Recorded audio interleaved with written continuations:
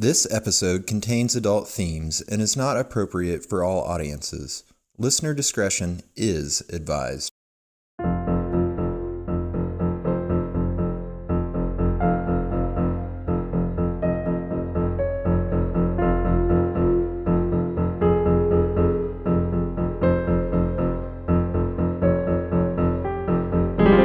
Hello, the world. This is They Will Kill, a true crime podcast. I am Courtney-ick. And I'm Sadie-ick. And I'm in a closet. That's not a euphemism. I'm not reverting back to heterosexuality. I am recording inside of a closet because I'm in Florida. And this house is big and echoey. And so if it sounds small and echoey or bangy or clangy, it's because my elbows are running into things. A blanket's going to fall on your head. I know. I do have blankets and pillows draped over my head. I don't know how you folks that do record in closets do it, but I'm tipping a tiny hat to you right now. And enough about my closet. What do we got tonight, Eck? We have the murder of Kenyatta Bush. Okay.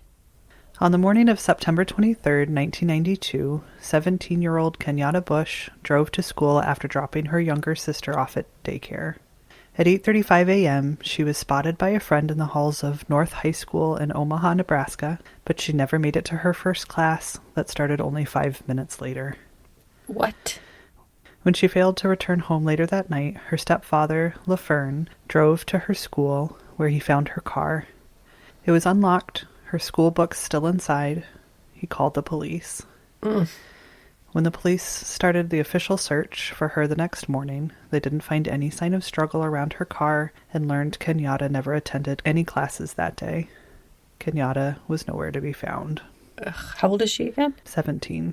Oh, no. And I didn't find any evidence in the articles about this, but I assume it did seem like the whole night passed before they started searching for her. So I'm assuming it was sort of like, she'll turn up sort of situation. Right. She's a teen. I mean, my God. I was nowhere to be found when I was a teenager. Yep. 10 days later, a bicyclist riding down a wooded road north of Omaha near the Missouri River saw a bundle of rugs in a ditch. Stopping for a closer look, he was horrified to find human remains wrapped inside. Yep. Police were called and later confirmed the body belonged to Kenyatta. An autopsy showed she suffered 3 to 4 stab wounds to her throat, which severed her trachea, larynx, and all of the major blood vessels in her neck. Oh, no. No. Bruises found on her body were consistent with sexual assault. It was clear to police that she had been murdered in a different location. She was then wrapped in rugs and dumped along the side of the road. Oh, the poor thing. No. They took casts of tire prints found near Kenyatta's body and asked people who frequently traveled along the road to let them know if they'd seen anything suspicious the days following Kenyatta's disappearance. Kenyatta was born on March 30th, 1975 in Omaha. Her family called her Bunny and described her as having a wonderful sense of humor. She was the type of person who always spoke her mind and was known as a good student, who made the honor roll and was a member of the National Honor Society.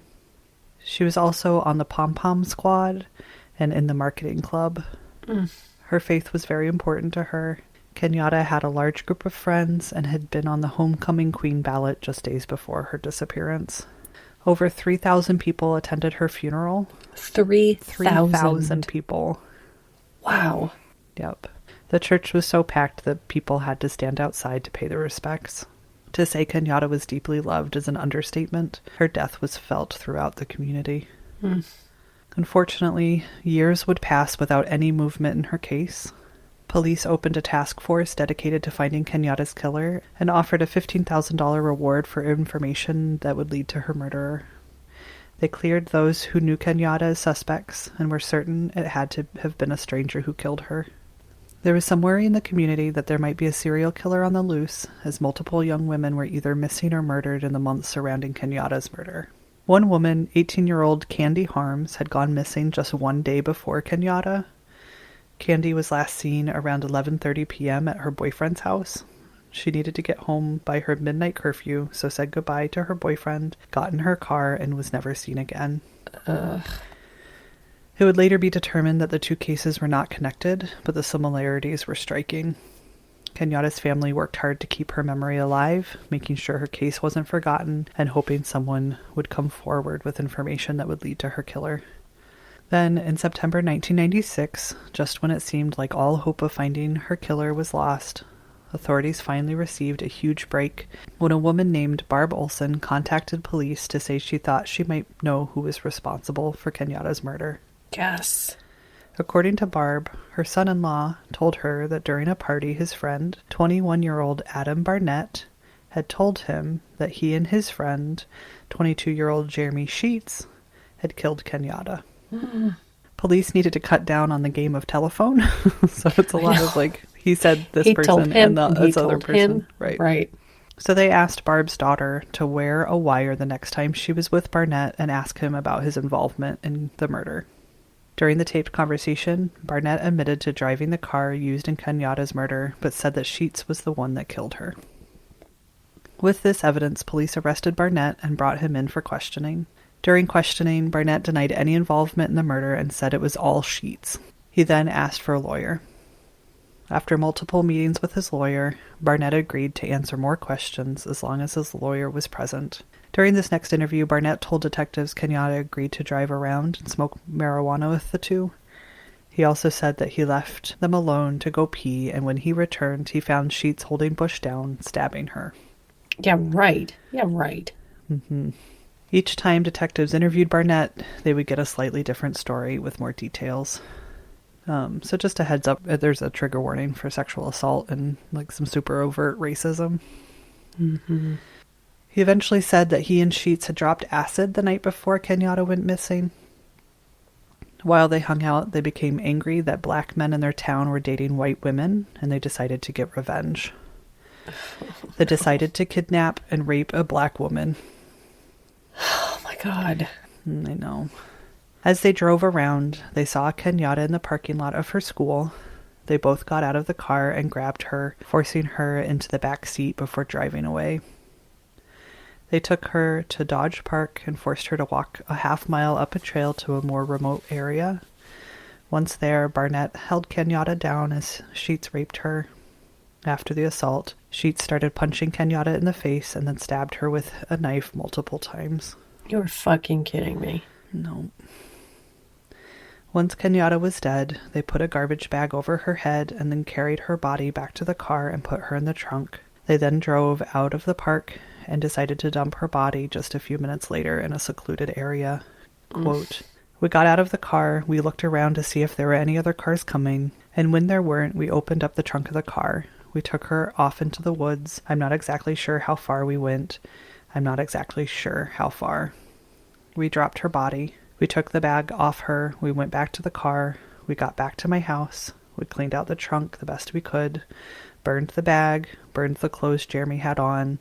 We sat down and we talked about what we had just done and how we would never talk about it again, and we haven't."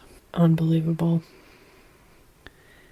After he gave his statement, Barnett's attorney negotiated a plea agreement with his prosecutors. Barnett agreed to show authorities the different locations where Kenyatta's rape and murder took place and where they dumped her body.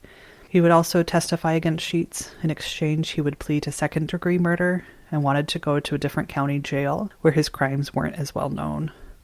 Barnett was worried about retaliation from other inmates because of the racially motivated crime. Prosecutors agreed and told Barnett to call Jeremy Sheets, who was in the Navy and stationed in Brunswick, Maine. Authorities hoped that Barnett could get Sheets to admit to the crime while they recorded the phone conversation. When Barnett called his friend, Sheets acted as if he didn't know what Barnett was talking about and refused to admit anything. When the phone call ended, police, who had been waiting to arrest Sheets, swarmed him and brought the 24-year-old into custody. Yeah. He was held for 4 days without any explanation as to why he was in jail. He then waived his right for an extradition hearing and voluntarily agreed to be taken back to Nebraska to face the charges against him. Meanwhile, Barnett was frantically trying to recant his story. He even went so far as to call Sheets' wife to tell her he had lied and that his friend was innocent. What? Yep. Sheets sat in jail for 4 months before being taken to an evidentiary hearing. At the hearing, evidence that Sheets was guilty was to be brought in, but the only evidence the prosecution had was Barnett's confession. But he refused to tell his story during the hearing, so they brought in a police officer instead who testified that Barnett had confessed and had implicated Sheets as the one who had killed Kenyatta. This was all the judge needed to hear to keep Sheets in custody, and he set a trial date. Good. Just days after this hearing, on November 14th, 1996, Adam Barnett hung himself in his jail cell. I had a feeling you were going to say that. That fucking coward. Mm-hmm. So usually, when the one witness to a crime is unable to tell his story in court, and there's no other evidence against the defendant to tie him to the crime, the case is dismissed, right? Mm-hmm. Yes. But in Sheets' case, prosecutors picked one of the 7 of Barnett's taped confessions to use at trial. You're kidding. What? No. They actually are doing it? Yup. And the judge allowed the taped confession into trial, which began in September of 1997. Holy shit. This is unprecedented. Yeah, I know. I'm so excited about this. It sounds like a Matthew McConaughey movie. Like, I would be pumping my fist right now. I am, but I can't because I'll punch a wall in the closet. But I'm internally pumping my fist so hard. So during the trial, the prosecution played Barnett's confession in its entirety for the jury. During the recording, Barnett could be heard saying, quote, "If it would have been a white girl, I probably would have stopped him. I was thinking she deserved everything she got because she was black. I just seen faces of other people and I thought she deserved it." Oh my God. What is wrong with people? I know. The lead detective testified that some of the details provided by Barnett during his confession could not have been known by the general public. Barnett knew that Kenyatta had been sexually assaulted, that little blood was found on her body, and he knew her exact cause of death. Mm-hmm. Barnett was also able to bring them to the spot where her body had been found. The prosecution admitted that before Barnett's death he had tried to recant his confession, but presented taped phone calls from jail that Barnett had made to his uncle. During these calls, he said that he and Sheets were responsible for the crime and that he helped Sheets get Kenyatta into the car, that he drug her down the lane, that he had held her down while Sheets raped her. The defense focused heavily on the lack of physical evidence tying Sheets to the crime. They told the jury that Sheets' friendship with Barnett was strained by the time that Barnett gave his confession. It turns out that Sheets had slept with Barnett's girlfriend before Barnett was arrested. What? Yeah. You're kidding. No. Don't tell me this isn't going to go a bad way. I don't know. Oh, no. So Sheets would be the perfect person for Barnett to pin the crime on. But he killed himself. He wouldn't have implicated himself and then killed himself.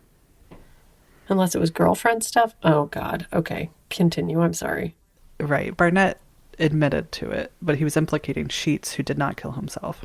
Right? Right. But I'm saying that Barnett implicated himself in the crime and then killed himself. Right. Yes. So, right. Even if you're trying to get back at somebody, you're not going to bring yourself into it and then kill yourself. I mean, I couldn't help himself, maybe. Like, talking about it. Oh, yeah. Yeah. So maybe he did it, but then he wanted to also get... Okay. I see what you're saying. Right. Yes. Shit. Right. The defense also noted all of the inconsistencies in each of Barnett's consecutive statements to police after his arrest. They also presented evidence that Barnett recanted his confession while in jail on several occasions, including calling Sheets' wife the day before he died by suicide to apologize and admit to her that he had lied about Sheets' involvement. Despite the lack of any physical evidence, the jury found Jeremy Sheets guilty of first-degree murder. Good. Oh. You said guilty, right? You said guilty. Yes. Okay. Yes, they found him guilty. Yeah. On June 27th, 1997, a 3-judge sentencing panel came together to determine whether Sheets would be sentenced to life imprisonment or death. In a 2-1 decision, they sentenced him to die by electric chair. What? Is this a made-up story that you're telling? This is just I know. It's unbelievable, especially for the time. Right. Yeah. Late 90s. Mm-hmm. And the fact that 3 people can decide and it doesn't have to be unanimous is just really, like, with very little evidence against him. Yeah. It's all very interesting. It is all very interesting. And my bias makes it really interesting in a good way, but then my constructive, critical thinking brain says it's interesting in a terrifying way. Uh-huh. Right? Yes. Sheets was sent to Nebraska State Penitentiary, where he sat on death row for 3 years while he awaited the decision on his first appeal. This usually comes back within 6 months. Mm-hmm. The Supreme Court of Nebraska released their decision on September 15th, 2000. They ruled that the jury should not have been allowed to hear the taped confession of Barnett. Shit. I had a feeling that was going to come back to bite us. Mm-hmm. With no chance of Barnett telling his story to the jury in person, they could not judge his trustworthiness, and it did not give the defense a chance to cross-examine him. Quote, "We determine that the statements made in Barnett's confession do not fall within a firmly rooted hearsay exception or possess particularized guarantees of trustworthiness, which would make cross-examination of marginal utility." Mm-hmm. So meaning if, like, Barnett had been a super upstanding guy with a clean record, you know, maybe he would be considered trustworthy enough to use his taped confession. Right. But he was a scumbag. Yep. Right. Thus, we conclude that the admission into evidence of Barnett's taped confession violated Sheets' constitutional right to confrontation. Because the taped confession was the primary evidence against Sheets at trial, we conclude that the error was not harmless. Accordingly, we reverse and remand for a new trial. No. The Nebraska State Attorney General appealed to the U.S. Supreme Court, hoping they would uphold Sheets' sentence. But in May of 2001, they refused to hear the case. Whoa. Mm-hmm. The Attorney General now had to decide if he would try Sheets' case again, this time without the taped confession, or drop the charges against Sheet and let him go. Did he drop the charges? Without the confession, they had no evidence to tie Sheets to Kenyatta's murder. They had no choice but to let him go. Oh, no. You build me up to tear me down, Eck. I know. Oh, no. On June 13th, 2001, 4 years after being found guilty, 27-year-old Jeremy Sheets was released from prison. He was the first person in 88 years to be freed from Nebraska's death row. He moved to Colorado, where he planned to live with his parents. The prosecutors said they did not plan to retry Sheets or reopen Kenyatta's case. They believed they knew who killed her, but did not have the proof needed to get another conviction. Oh, God. Sheets went on to marry his second wife after his first wife divorced him while he was in prison, and they had 5 boys together. Oh, no. 5 So many. offspring? Ugh. 5 boys. Male offspring? Mm-hmm. Sheets spent his time as a stay-at-home dad and became a member of the Witness to Innocence organization, which educates the public about the death penalty and strives to remove it from the U.S. justice system. He would go to different universities to share his story. Unfortunately, Sheets wasn't able to stay out of trouble and has had a handful of arrests in Colorado, including marijuana possession, drunken driving, and possessing a firearm. Mm-hmm. In December 2008, Sheets was arrested again, this time for, quote, criminal menacing, when he was involved in a road rage incident. A 16-year-old Hispanic girl was in the parking lot of a Safeway grocery store in a suburb of Denver when Sheets got out of a silver car and walked towards her holding a knife. No.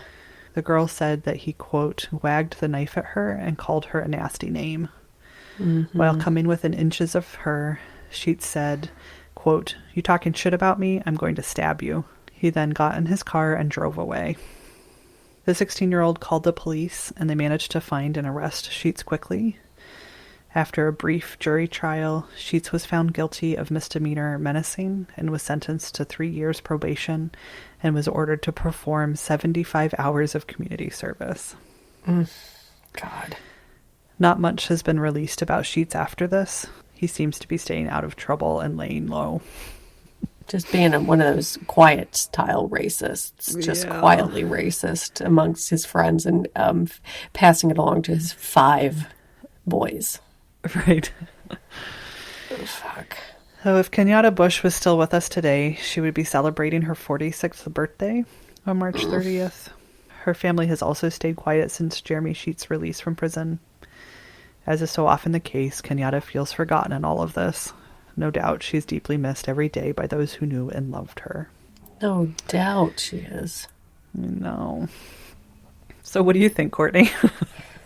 Well, I was like, maybe I've been thinking about this a lot. I mean, I do think about this a lot when we're doing these cases. And in an era of extreme, like, armchair quarterbacking, web sleuthing, you know, trial by social media, I'm trying to be more careful about, you know, putting out an opinion as fact, especially without all the information. But it does sound like he's a piece of shit. It sounds like he's a terrible person, right? Well, I don't see. So part of the problem for me is that the lack of information. There wasn't a lot Yes. about his background. Or his character even. He was in the Navy for almost a year before his arrest. But I don't really know. There wasn't a lot of information on Adam Barnett either. So I don't know. I don't know Well, yeah, I say that because I was like, oh, maybe I should have not said those bad things about him. But then he's like attacking young brown women in parking lots. And Right. I'm sure that wasn't an isolated incident. And so Right. whether or not that means he raped and murdered a black girl for being black, I don't know. You know, I can't Right. say. But growing up where we grew up and being around people like him, I wouldn't put it past him. You know, I don't want somebody's life to be ruined, and I don't want to make false claims against them. But I also really liked the part of the story when they were advocating for this black girl who had been raped and murdered, you know, and like pushing things forward rather than holding them back. That makes me Right. feel happy. Whether or not that should happen at the expense of someone innocent, no, it shouldn't. You know, if he truly was innocent, then I'm glad that I'm glad that they rolled it back. But it's very complicated, Well, and it all has to do with my own bias. I'm 100% aware of that. You know, like Right. oh, that is complicated. Yes. It's Well, when I complicated. was researching, what struck me was that to me it seems really clear that Barnett was guilty. Right. He was there. He knew things that only someone there would know. He could lead them to her body. Yep. He didn't confess until he had his lawyer present, so the chances of him being coerced into the confession, like any of that sort of is out the window for me. Yep. But there isn't any evidence that Sheets was actually there. Right. So yeah, I think Barnett definitely was Definitely part did of it. Yep. Felt guilty, died by suicide because of Yep. it. Yep. And I don't know. I think it's maybe likely that he pinned it on Sheets to get back at him. Right. Because Sheets was sleeping with his wife, or he was sleeping with Sheets' wife. Sheets was sleeping with his girlfriend. Right. Yeah. Yep. And so he got into the middle of it, was like, fuck this guy. He's coming down with me. Oh, man. I'm reading a novel right now that's about a woman like hiring a hitman to kill her husband's mistress. So this is all very close to home. I don't know. I mean, and short of just not doing this podcast, because I'll forevermore be like, I don't know. I'm going to withhold my opinion because I will never have enough information. That's, I don't know. I'm just going to say, my bias says he had something to do with it, but that's not accurate. I can't trust my own personal bias to be accurate on any level because I don't know a single thing about the man. So, right. I mean, I do think it's good that he was released. I do. I mean, Yeah. judiciously. yes. There just wasn't there wasn't evidence, and you can't convict somebody off of one taped confession without the witness present to testify. Yep. Like I really do think that was the right call, and they should have thrown out the case to begin with after Barnett died. Yeah, he shouldn't have stayed in prison for 4 years. And you're a real son of a bitch, because I was actually just thinking today that I generally choose crimes that are kind of more cut and dry. Like, clearly this person did it, and just so that I can like really rally and set my Leo free on that person and be like, fuck him, Right. Because it feels good because I'm a person. I'm just, guys, I'm thinking a lot about these things, if you can tell. I'm just deeply in thought and like contemplating the humanity of human beings. And this one it's really complex. Yeah, it's fucking with me a little bit. So from here on out, we're just doing straight up serial killers and sadists, like just the worst of the really worst. know they're really bad, so we can just be mad at them. I know, even in the so I found this case, I was interested in it, but what I knew was that he had been wrongly convicted, or that he had been let go. Yeah. And so I wasn't really sure where it was gonna go, and so I had to go back and look at the details and figure it out. Yeah. And so I don't know, I was at first like, well, maybe, I don't know, and then yes, and then no, and but definitely there wasn't enough evidence to convict him, for sure. No, definitely. 100%. Well, and this is a really good case too, where the victim gets lost in the shuffle of the wrongfully accused, and clearly Barnett did it. Clearly he had it out for her, and his motive was heinous, like the worst possible motive. And he destroyed this bright, beautiful light, and then all this other bullshit happens, and he further victimizes potentially Sheets, definitely Kenyatta, and that sucks. That really, really sucks. Yep, it really does. And hard to find details about her. It's the same story. You just, as soon as they're gone, it's like, okay, let's just focus on the murderers. Totally. Should we write our own true crime blurb? Like, should we get that ready? In a lot of podcasts, like I think Crime Junkie talks about doing a disappearance pack or whatever, like where you have all of your pertinent information written down. Totally. Like your passwords and your credit card info and all that. But then we should also include our blurb for the true crime show that we're going to be featured on. Bare minimum. Write an obituary. God. That's, write an obituary. Just put something out there, like, this is what this person was, because I really want to know, and it's hard to... Well, get the thesaurus out and fucking dig deep and write your own blurb, because... I will. People just freeze up, I don't want to be a smile that lighted up the room. I don't want to be a fucking, bright, shiny star or whatever. I want to be... exotic. I want to be multifaceted. I want to be flexible. I don't know, whatever, My obituary right now would be like, she was pretty nice, nice person, and super burnt out, and decent mom. She fed her kids and made them go to bed on time.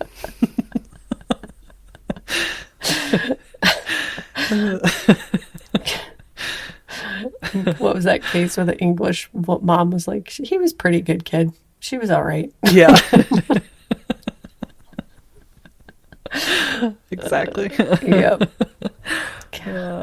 So, and I have a lot of questions. Sorry, go ahead. Yes, I want to hear yours. No, we don't need to talk about my own self. Go ahead.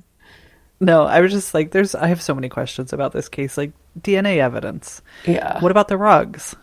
Yeah. Because the rugs were mentioned in the early articles. Yeah. Like, she was found wrapped in rugs and then never mentioned again. Like, there's a bunch of court documents and stuff, but never mentioned. So, by rugs, did they mean leaves? I don't know. It's like a lot of questions.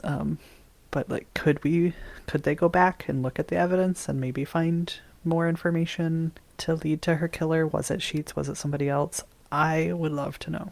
I would love to know too. And I would love to high five the judge and the prosecutor that were like, let's go ahead and try this. Fuck it. And let's just go ahead, like, good for you. Good for you for being well, like, you high five them until it's you.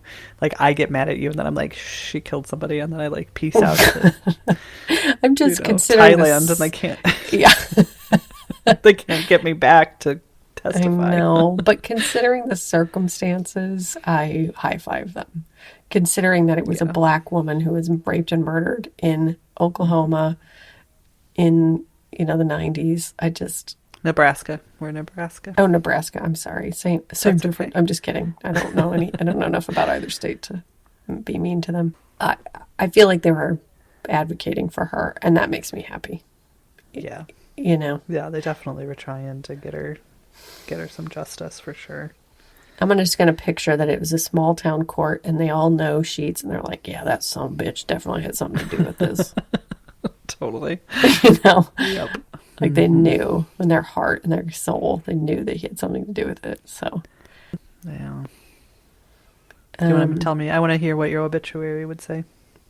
Oh, I'm inarticulate and a little raspy and closet bound. But not in the homosexual sense. Out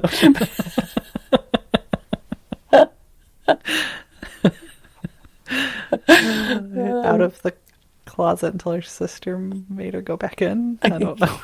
Well, turns Get out in the closet. Sadie and I recorded a Patreon episode since I've been in Florida, and it sounded insane. I went to edit it and it just sounded so crazy, fucking insane. And I had to buy a plug-in and to remove the echo, and then it took me many hours to edit this episode when it doesn't take that much time for me these days.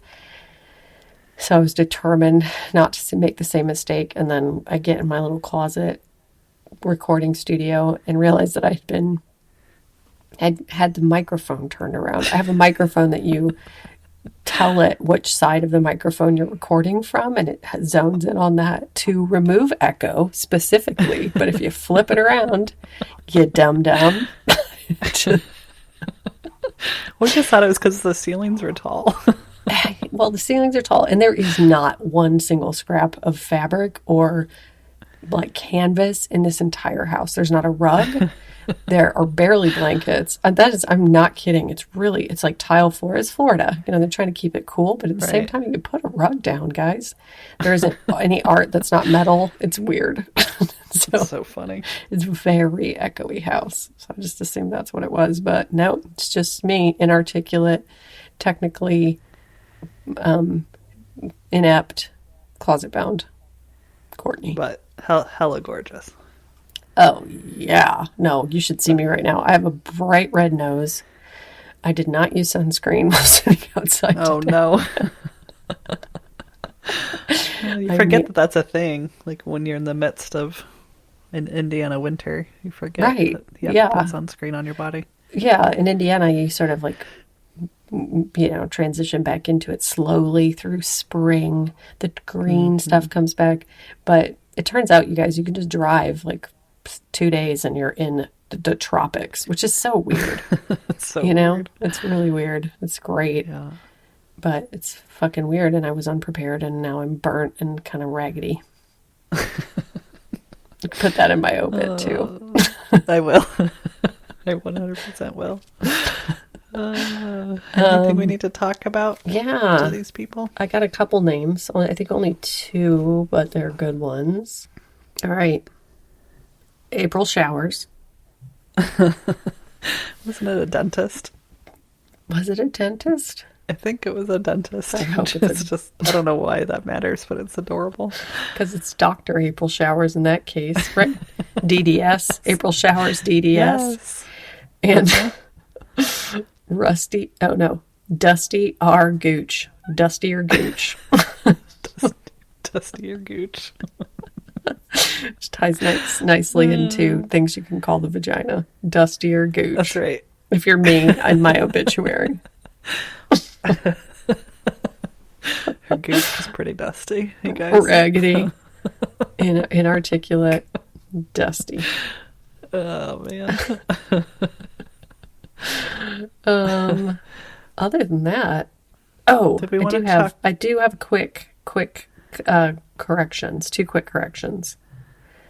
In my story, Tyler Barris, I mentioned at the end that Andy, who was the victim, that his daughter killed herself, but it was her niece.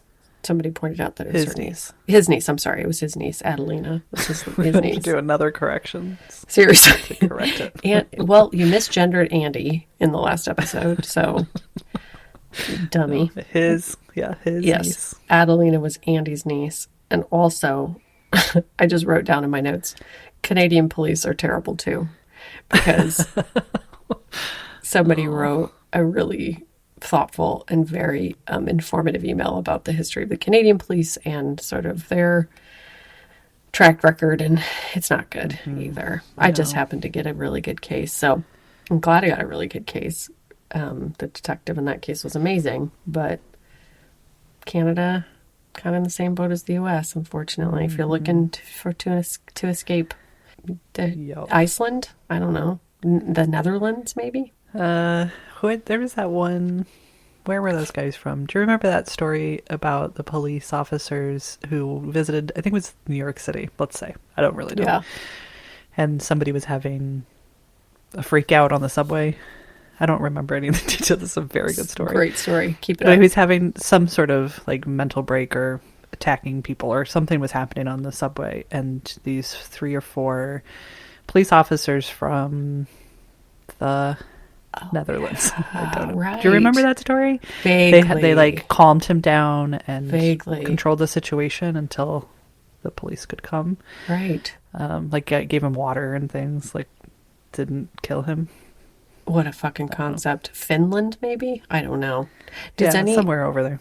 Yeah. Cyprus. Do any of our listeners have countries that have functioning humane police forces in general? Yeah. Hey, let us know. Please. So we can all move there. Anyway. Sorry, Canadians. Sorry, everyone who was like build up packing their bags, and now they're like, son of a bitch. I just picture everyone with their duffel bags, like taking their little underwears out and putting them back in the drawer. Totally. Gotta stay here. Just kidding. I mean, I don't like that whole like I'm out of here thing. I don't really mean that. I don't really mean I want to leave the United States. I want to stay and make it better. I believe in this country. I believe in these people, for better or for worse. Yeah, I would have 100% packed up my family and fled to Canada if Trump had been reelected. I'm not joking. I really was like, I've got to figure out an exit strategy here.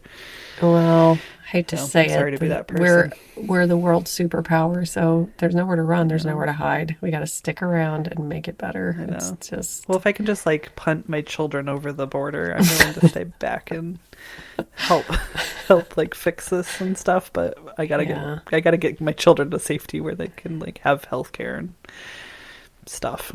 Or you can stay. We don't have did it, and we voted for Biden, and things are no, I know remotely better. Yes, just to bring you back on the timeline where he did win. I know. We do. I think about it all the time. We do have a chance. Yeah. Yeah. I still watch C-SPAN for fun, and was watching it this today and was just like, oh my God, I know. Jeez Louise, I know. What a difference a month makes. You're not kidding. Oh my God, it's only been a month. That is wild. I have one shout out. Let's shout it. One shouty out. This is our Patreon supporters. We love all of you. Thank you so much to Sheena R. Come on, Sheena R. With the name like Sheena. Man. There's really nothing to say about it except for good for you. Congratulations. Welcome to having one of the best names, and nobody can fuck with you, and you can do any job you want, and it will always sound cool that your name is Sheena. Yeah. Literally any job. I agree. You know? Can you think of a job where if you were a Sheena, people wouldn't be like, yes. Teacher, awesome. No. Doctor, awesome. Anything. Movie star, rock star. You would never have to change your name. It would always be appropriate and always like give you a little bit more edge. Yeah. A boost. Cachet. Mm-hmm. Yep, definitely make more money. because you have an amazing No, I meant name. like cachet as in like, but also cachet as in dollar Cachet. bills. Like, Oh, ooh, that reminds me, not to get off of Amazing Sheena, who we love so much. yeah. But guess what happened to me You yesterday, I think it was. You found $20 in your I pocket. was in the kitchen. No, I was in the kitchen. And I was standing by the trash can. And my husband was cleaning the kitchen. And he said, "Hey, could you get the garbage for me? It's getting pretty full." Can you believe that shit? No. And I was like, "What?" And he was like, "Could you grab the garbage? The garbage. And I was like, Isn't that dumb? damn it. And he doesn't say listen. it. Maybe No, Ryan, he doesn't listen to the podcast. I said, "Have you been listening to the podcast?" He said, "No." I said, "Okay." I didn't even talk about it. I was like, "Oh, I'm sure I say it and I just don't even know it." We do say it. We can't help ourselves. We say it. Because Ryan is just not that. If you met him and had a conversation with him, and then I said, "Has Ryan ever said the word garbage?" No. He'd be like, "No, never." He does. Okay, Yeah. Can you get the garbage sub-question. for me?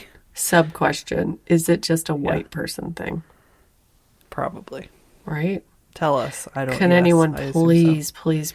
please let us know? Yes, I feel like it's probably a white thing, but for sure. I'd be really curious to know if that's like cross-cultural Right. mom Well, they know language. it's also like, no Gen Z, young millennials, they're not saying garbage. No, because you have to be over the age of like 35. Oh, right. We already did, yes. Yes. Once you reach, if you're over the age of 35, you just start saying it. Mm-hmm. Oh my God. Yeah. Time is a flat circle. That's all there is to it. You're going to be saying garbage before you know it. I'm so sorry to say. I really do think I say it, and I just don't even realize it because that's how it works. Yeah. It's hereditary. Yep. It is. All right. Should we let these people go? Just picturing cave people, like altering their symbols slightly. Anthropologists are like, I could be wrong, but I'm pretty sure that says garbage. It's interesting. It said garbage, and then now it Yeah. says garbage. Yes, this family lived in this cave, and we followed the youngest child, and they made the transition at one point. We can't quite figure it out. Anyway, please come find us on Instagram, Twitter, or Facebook at They Will Kill. You can check out our website, theywillkill.com, and you can go to Apple Podcasts and review us and rate us, and we will be so happy about it. That's right. Please do that. Thank you to AJ Bergantz for your music. Thank you so much. I got a video from Sandra, mother of these twins that I love, AJ's wife. I should say Sandra's husband is AJ. Yes. Of the babies Irish dancing to, like, river dancing to Irish music. So cute. Oh my God. So They're so cute. anyway, we're not going to sue you today, AJ. No, but Riverdance I might submit that to Riverdance, and they might sue you for copyright infringement. We did not license that song. I'm positive of it. Before you put your babies on the ground, let them wiggle their little feet to it, and sent it out to the general public. To me, right? Mm-hmm. To your like 7 to 12 family members. Listen. I feel like we're forgetting something. And remember? I don't know. But that's it. Just remember that you don't know shit. Nobody knows anything. Yeah. No. And the more you know that you don't know, the better off yep. you And if Sadie's going to tell you a true crime story and you think you know, you probably don't know. And then I feel bad about it later. No, you don't need to feel bad. You just need to challenge me. It's good. It's good to be challenged. Challenge these people. They're getting rested on their laurels. They need to get afraid. They need to get sharp-witted. We love you guys. We love you guys. Thank you so much for listening. Yes, big time. We love you, and goodbye. Goodbye.